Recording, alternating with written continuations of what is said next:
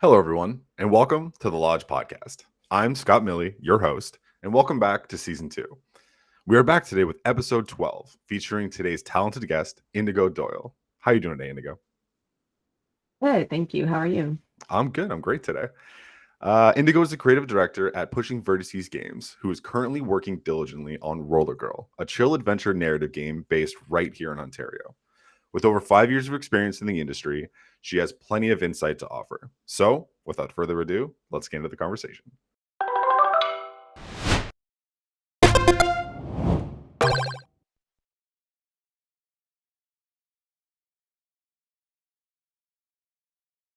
So, Indigo, what was the catalyst that got you into your current career? Why are you in the video game industry? Was it like a game that you really loved when you were a kid? Was it a conference you went to, a brand that you really liked? What was it that made you decide, you know what, this is what I want to do for the rest of my life? Um, Honestly, there wasn't really any like one specific thing.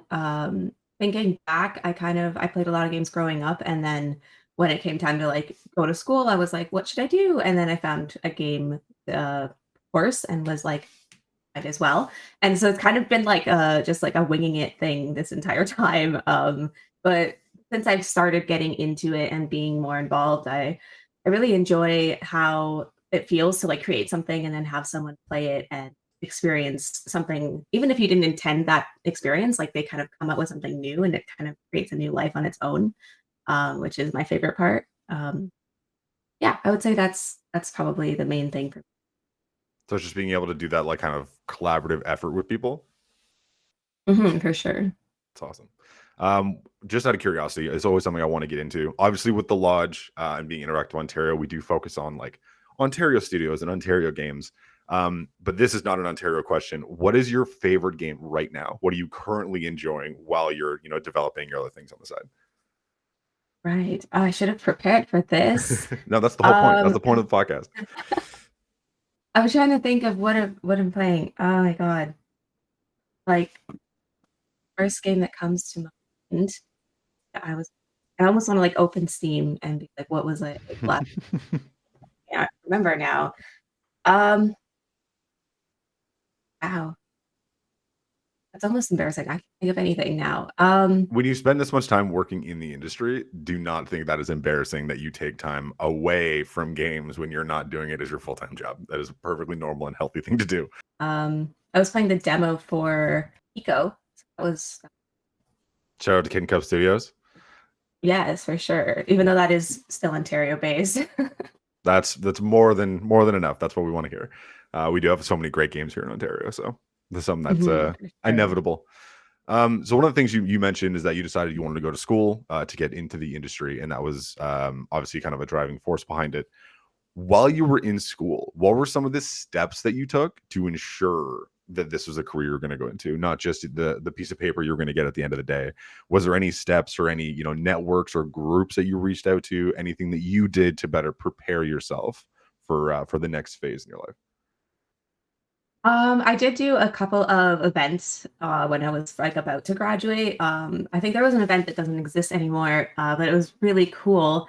I think it was like Gamer Camp or something. It was I don't know if you know of Hotel Ocho downtown. It's kind of like this small hotel downtown with multiple floors, and they rented out the entire thing. And then they have like different floors with different games on them, which was really to, to check out. So that's a random side note, but that was one of the events I went to.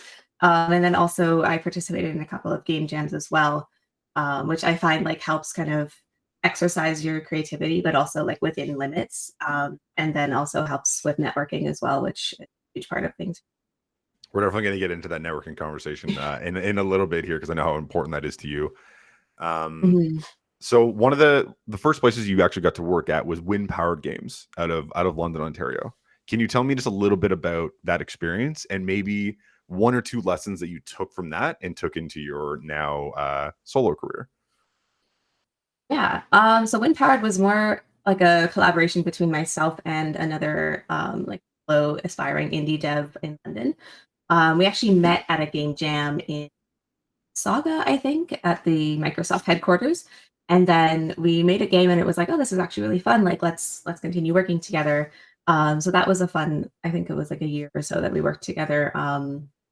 And that was really good. But what was something that you learned from that that you've taken now into the next phase of Pushing Vertices and kind of being that leading founder in your own company? The main thing that I would have learned from that is like just collaborating with people. It was kind of the first type of situation where I was working back and forth. And so making sure that you have good communication and are on the same page with people you're working with was something to really start practicing early from that. And I think I'm like sort of carrying that through my work still.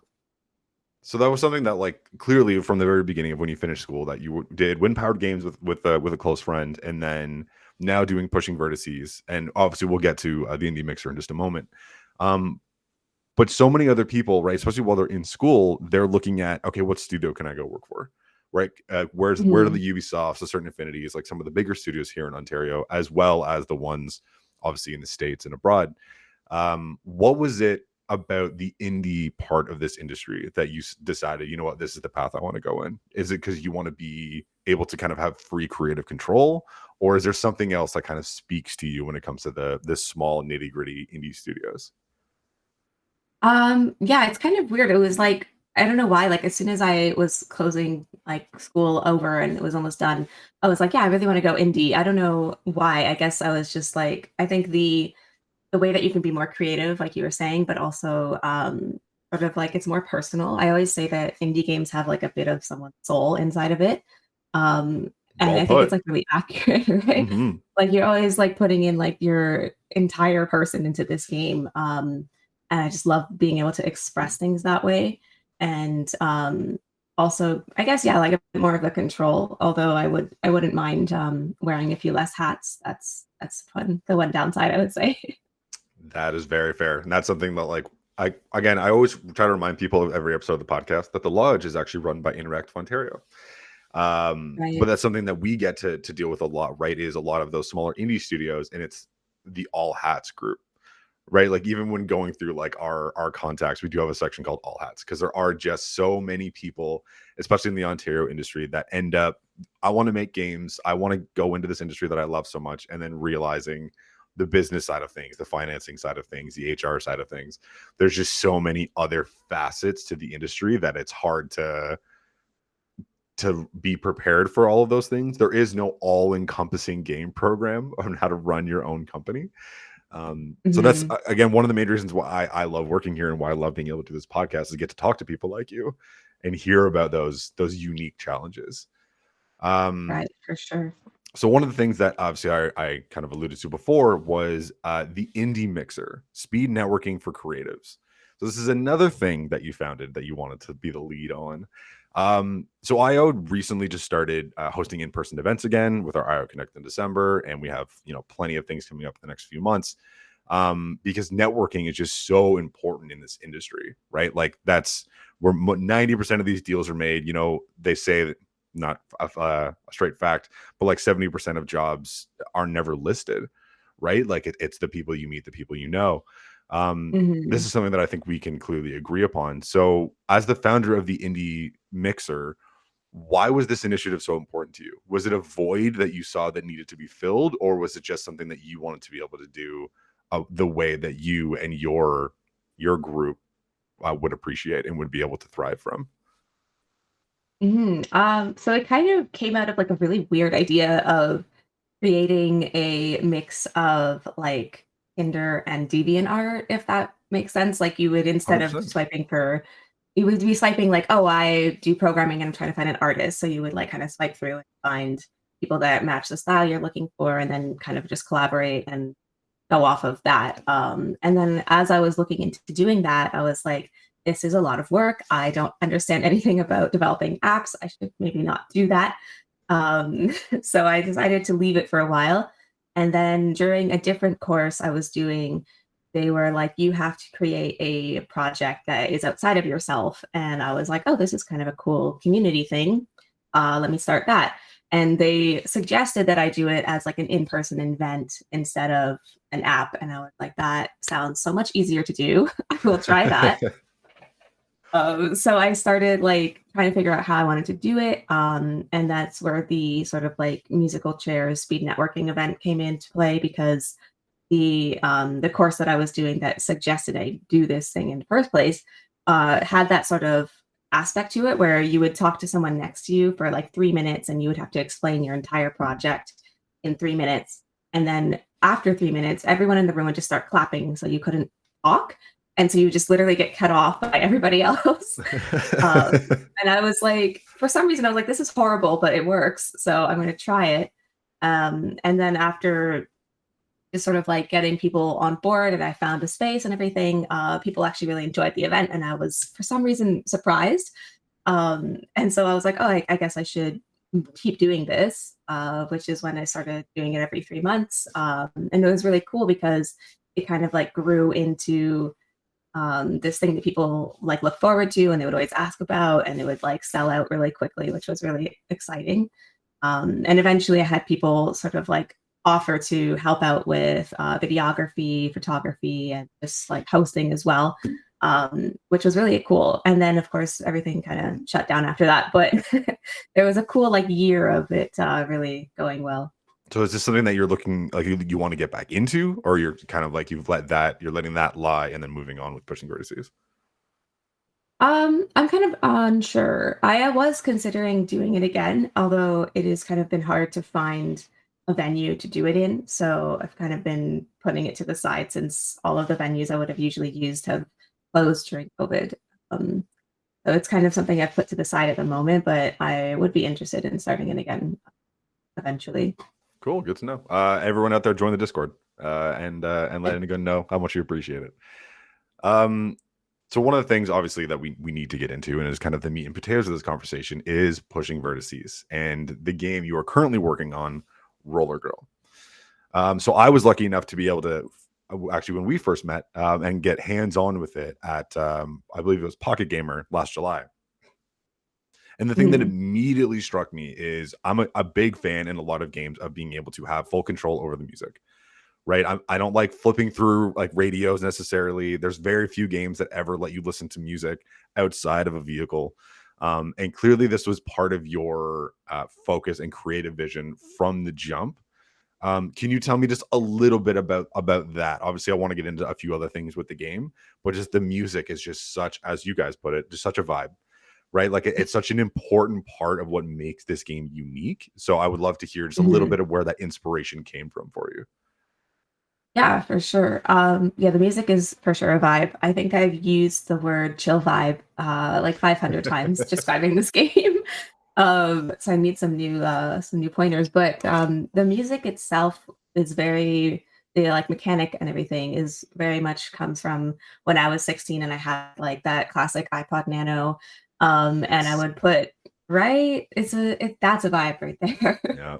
I had the lime green, man. Yep. And Mhm. right, I had the black one, but the colors were on point too. Like, Apple needs to get back to that. But anyways, so yeah, it goes back to having an iPod and putting just, like, building playlists based off of, like, "Oh, like, I'm gonna go rollerblade later, and I'm gonna have this vibe going," and being able to sort of just, like, quickly swap between songs and stuff like that, and I also just I love listening to music and how it change the way that things feel in the moment.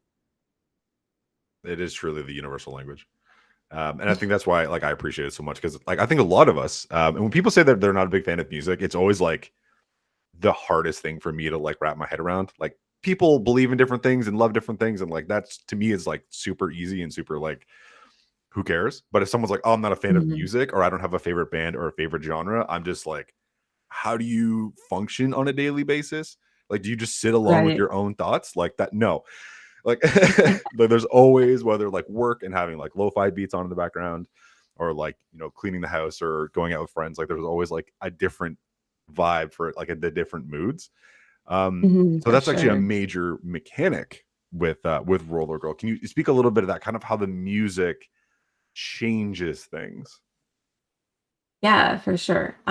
So I always have this sort of like spiel about how if you're listening to upbeat music, you're kind of like everything is faster, vibrant, saturated, and like the world feels like, oh my God, amazing.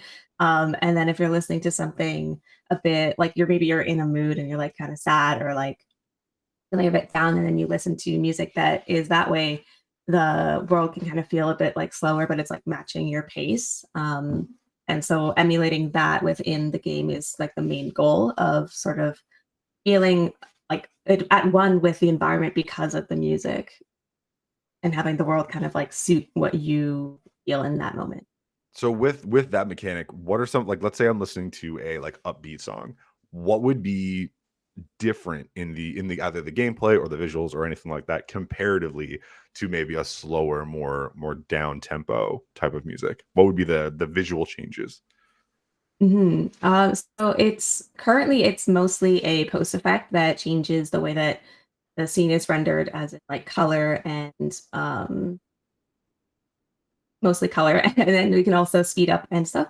We're working on implementing more features that change the way that everything is rendered. So, like, someone had actually suggested having it so that, like, in upbeat music, the trees kind of like bop with, and I kind of really want to put that in of the like sort of environment, kind of like dancing with you. Versus if you're in like a sad playlist, then the trees might like kind of down. And I don't know why it's all about trees, but No, but totally fair though. that's Like especially if you look at like the visual of the game and it, like, correct me if I'm wrong, but you based the area and where the game takes place loosely on your own hometown, correct? yes, yeah, it's like 80% based off of my old neighborhood. And there's like specific places. I remember when I got to play it in July, that you were like, "Oh, this is actually like near my old house," or like there's like just little things like that that you get to put into a game, which goes back to the Mhm. whole indie studio. That you're like, Right, "I want to put yeah. that in. I can."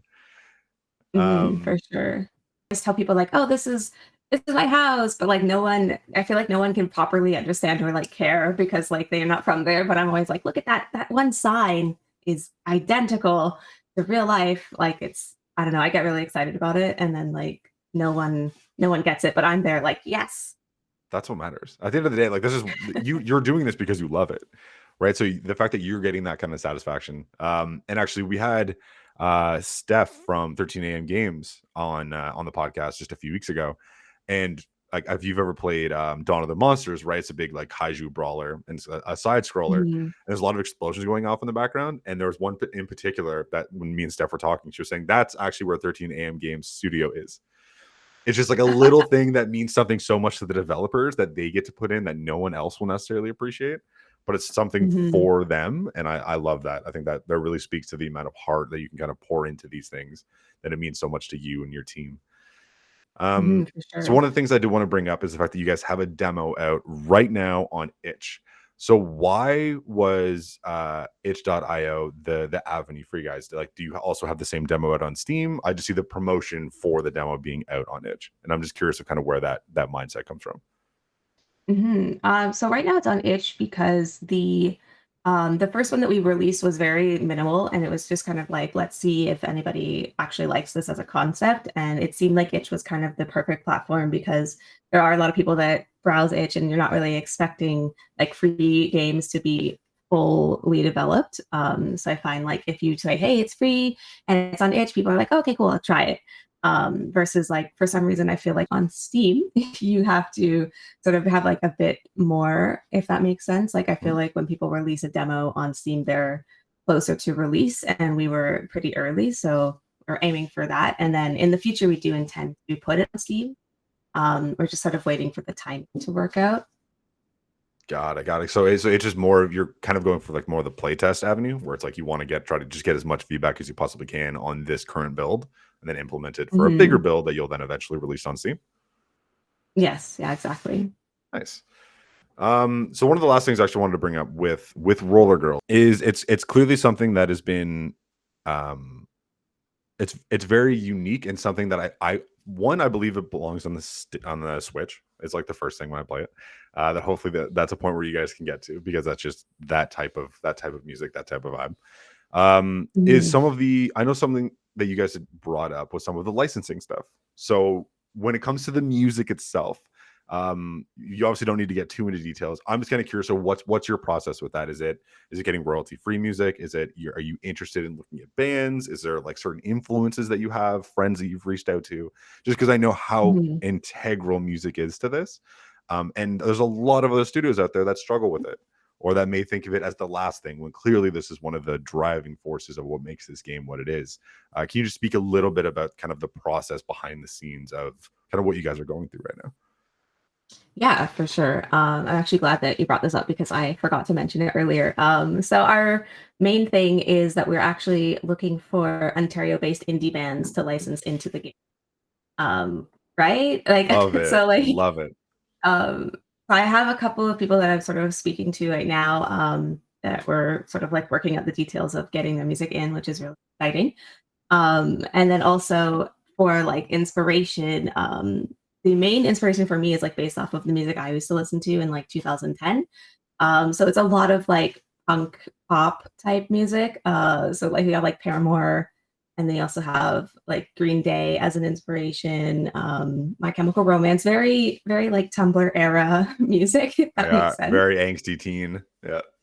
Yeah, yeah, exactly. And then also bringing in a bit of the like sort of more pop stuff as well to kind of balance it out a bit because I know not everybody likes punk, unfortunately.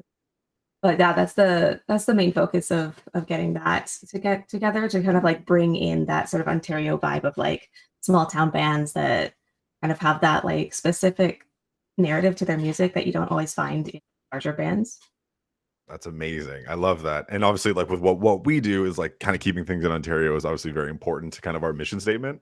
So that sings Mhm. to me. And I love that because there are like I kind of grew up with, obviously we all did, but like certain people that went into, independent bands, and that's something that we always try to support as much as we can. So the fact that that's something that's an intentional feature that you guys are looking to implement into your game is awesome. And hopefully we can share this clip everywhere we possibly can, and we can get some bands signing up for Roller Girl.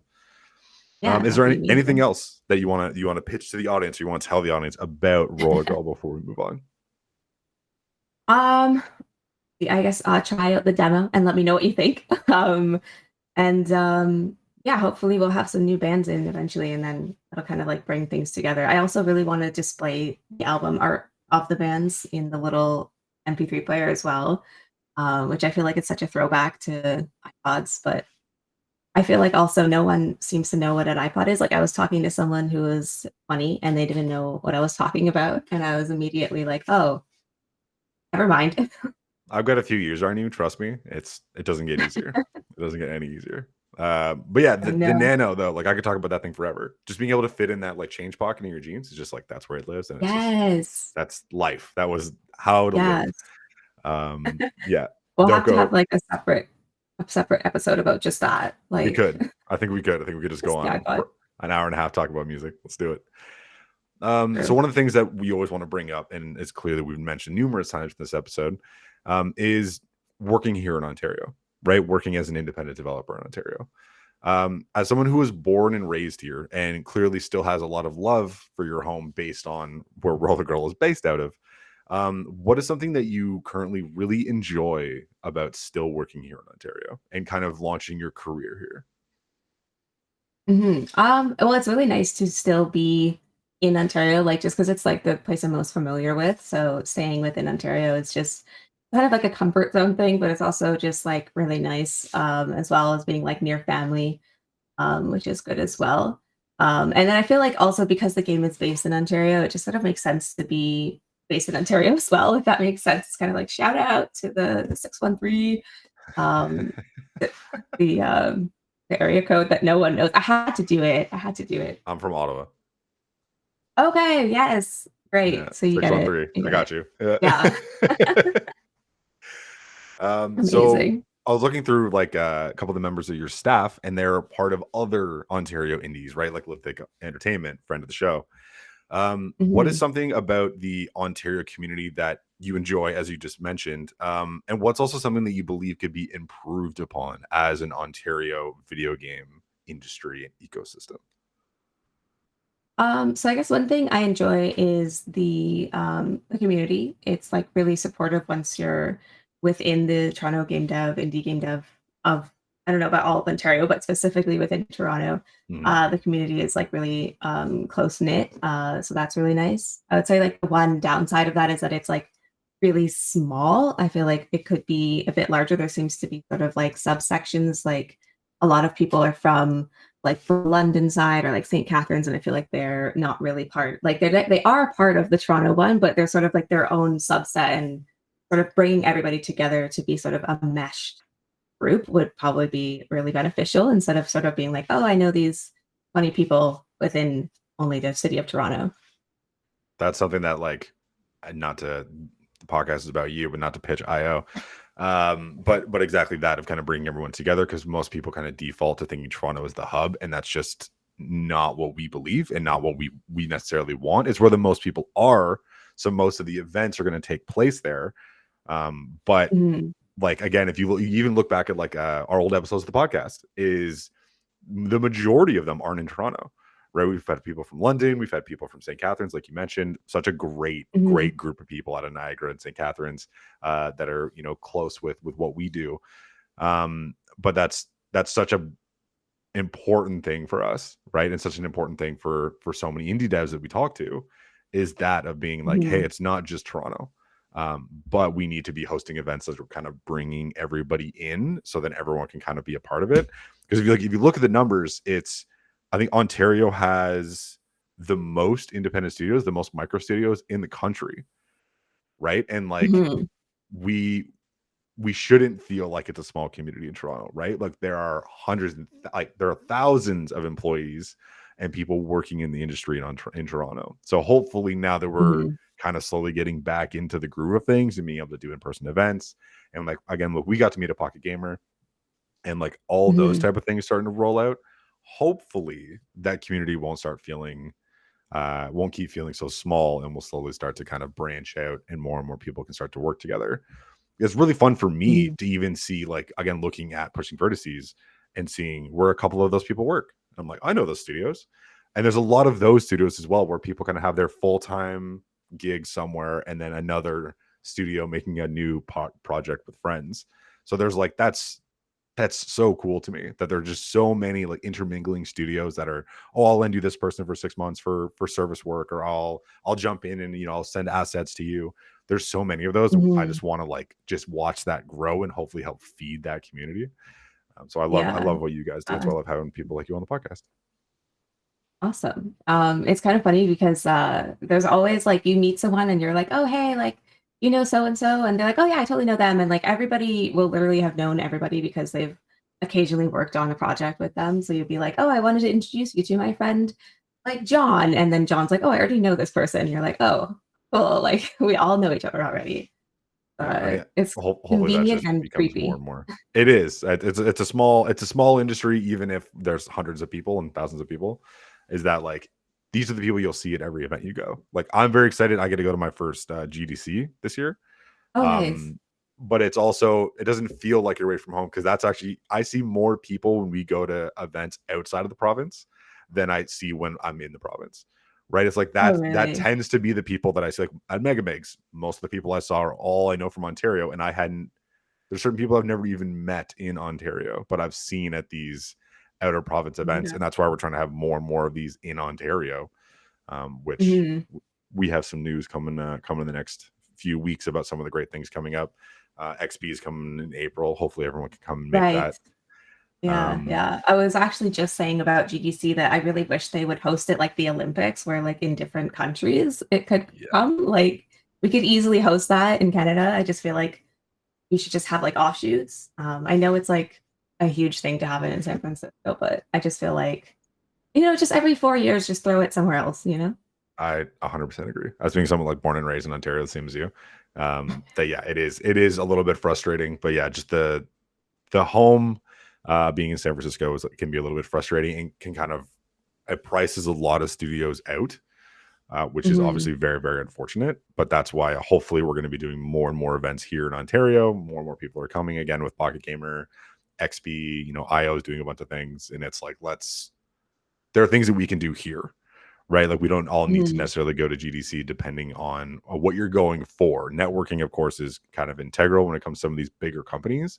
But if it's stuff that's going on in the province or stuff that's going on in the country, it's like there's no reason that we can't be doing it right here at home with all of Mhm. our wonderful studios. Exactly. Yeah. So one of the last things I actually wanted to bring up while we're here is, so obviously with Roller Girl being such an important thing for you, um, what can we expect to see next? So obviously don't share anything that you can't. But what's something that you're looking for? What's the kind of the next step or something that people can look forward to? So we're going to be, pushing everywhere, getting everyone to download that demo, dropping it in the description of this video, especially, and making sure that we can get as many views on that. But what's something that those fans of the game can kind of expect to be, maybe the next like trickle of information that they might be getting? Well, we are hoping to release an update soon. Um, that is the most recent thing that update. And then there's not solid plans for like, do you mean like a project after Roller Girl or just sort of like Just continue? the next thing in this project. So I don't want you to Okay. trying to say anything that you can't say, of course. But just something that, like, so people know kind of the next things. But as you mentioned, like a new update, that we can expect that in Mhm. the next little bit. Yeah. So hopefully within the next month or so, we'll have an updated version of the demo to include a more polished to existing features as well. So I'm really excited to sort of get that in people's hands and get some feedback on that and then forward that. Yeah, I would say that's probably the only thing that I can really mention at the moment. Awesome. All right. Well, we'll make sure everyone keeps an eye out for that. Um, and right before we end here, how can people follow you? How can people find you guys? And stay up to date with everything going on with Pushing Vertices? Yeah, so the main page to follow would be the Roller Girl page on Twitter, which is just I think it's at Roller Girl Game. We do have a Pushing Versus Twitter as well. It's less updated, I will admit. So the Roller Girl one is probably the best option. We do also have pages on Instagram as well. And we also have a Discord, which is linked in the Twitter bio as well. Fantastic. All right. Oh, Everyone go check that and out. And all right, and we also have a newsletter, which you should definitely join. there you go. There you go. Yeah, that's definitely the best way. That's the We're main hearing thing. that from a lot of studios. It's like, get on that newsletter, get all that information, stay up to date with your Yes. favorite game. So I think that'll about do it for episode 12 of the Lodge podcast. Indigo, do you have any final words to say to our audience before we head out for the day? Other than join the newsletter, not really. Stay warm. Stay warm. So thank you again for taking the time out of your day to join us. We always appreciate, any studio that wants to come and hang out, but especially the indie studios, especially for me, the closest to my heart. It's why I launched this podcast in the first place, is to be able to talk to the talent like you. So again, thank you for sharing your experience and expertise with us from the video game industry. A huge shout out to Natalie on the ones and twos in the booth. We always appreciate you coming through and producing these wonderful shows for us. And of course, to Ontario Creates for their continued support in these projects and the Lodge. So we'll be back next week with a brand new episode of the Lodge podcast. But if we don't see you there, Interactive Ontario is going to be at GDC 2023. So come by the Ontario Creates booth, come say hi. We'd love to see all of you. But until then, thank you, Indigo. It's been wonderful. And everybody, take care.